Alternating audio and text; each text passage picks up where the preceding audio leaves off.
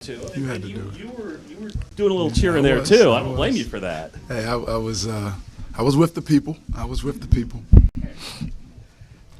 How when you're trying to coach through a game where it's choppy is a kind way of putting it, probably. Very kind. So ugly. Ugly is a very good way of putting it. How do you kind of cope with that, and also how do you cope with they finally kind of uncork a little run there at the end of that half? Yeah, we had some openings. We had some unfortunate point blank misses at the rim.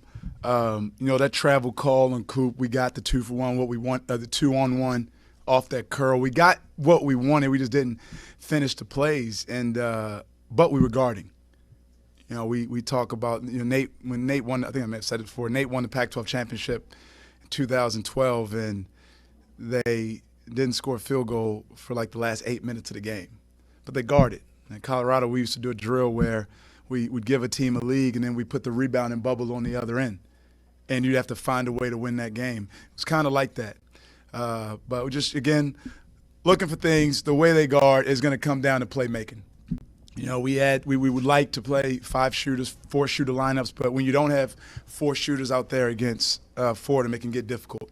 So it had to come down to guys making one-on-one plays. Ronald did, Malik did late in the game. In some ways, though, I'm sure you're looking at halftime and they've missed their last 23 shots, and are you kind of thinking this should probably be a little bit of a wider chasm at this point? Did you feel that way? Yeah, if our offense was better. We were shooting 33% at halftime, and again, it ain't always going to be pretty, So no matter what it is in league play, especially in March, we talk to our guys. It is a privilege to be playing meaningful basketball games in late February and March, and our guys have stepped up to that challenge. So if it's a privilege, we don't have time to sulk about foul trouble, sulk about missed shots. You just have to find a way to, accomplish that mission.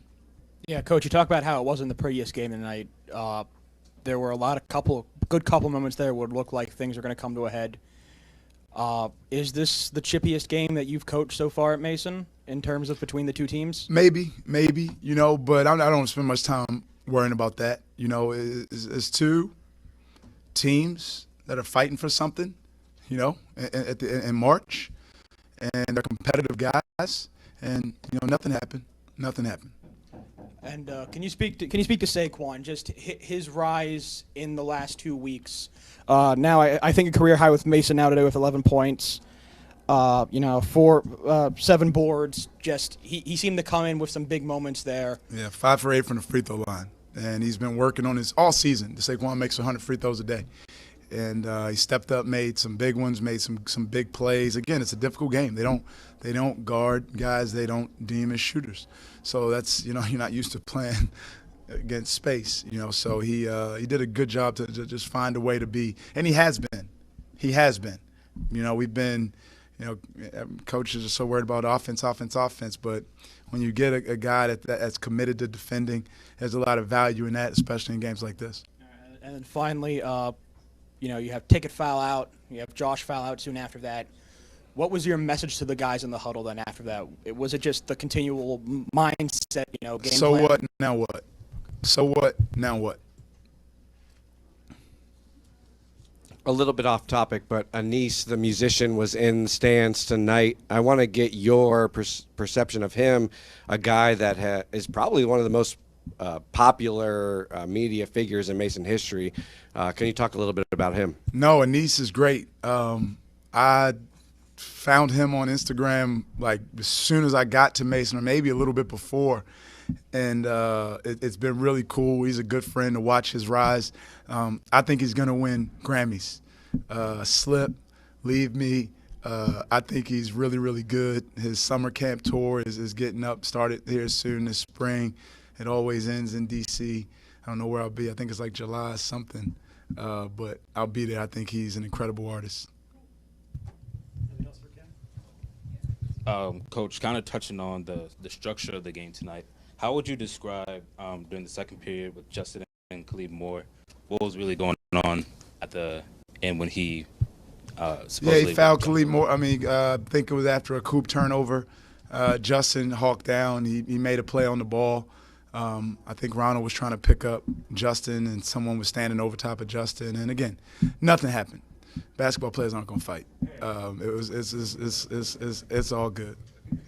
And then They're also, great kids out there on both sides. also, was there anything you would want to see differently during overtime per se, like during those whole 5 minutes? Anything went wrong that you would want to see differently? You know, you play to win the game. You play to win the game. Was that Herman Edwards? 58-64. We'll watch it. We'll learn from it. There's always a good, bad, and ugly of every game. Games, even some of our worst games, Duquesne or last year Fordham, it's never as bad as they seem. Some of our best games, Dayton, whoever, it's never as good as they seem. It's always somewhere in the middle. We just have to keep staying the course and keep getting a little better every day. Thank you.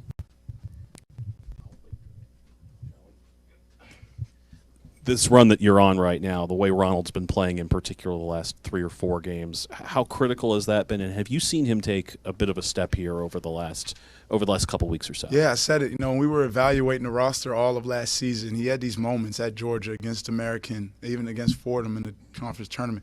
I trust his eyes. He looks at me. He has a good way about himself. He has a moxie. He has some gumption. And he's healthy. He's healthy. And he's a very integral part of our team, and just really proud of his continued growth and him climbing the ladder to prove that I think one day he is and he will be one of the best point guards in this league. Being essentially a CEO of an organization, what are the kind of like some of the soft management skills you've learned over the 2 years or gotten better at over the 2 years, just managing these many people from this varied background? Yeah, it changes. It changes person to person, day to day.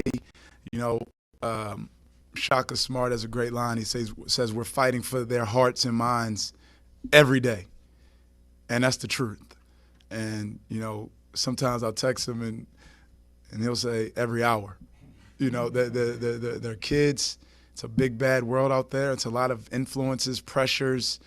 A lot of things can touch them. So just it helped me having kids. I have kids and they are someone's kids. So. I can coach them hard because they know I love them hard.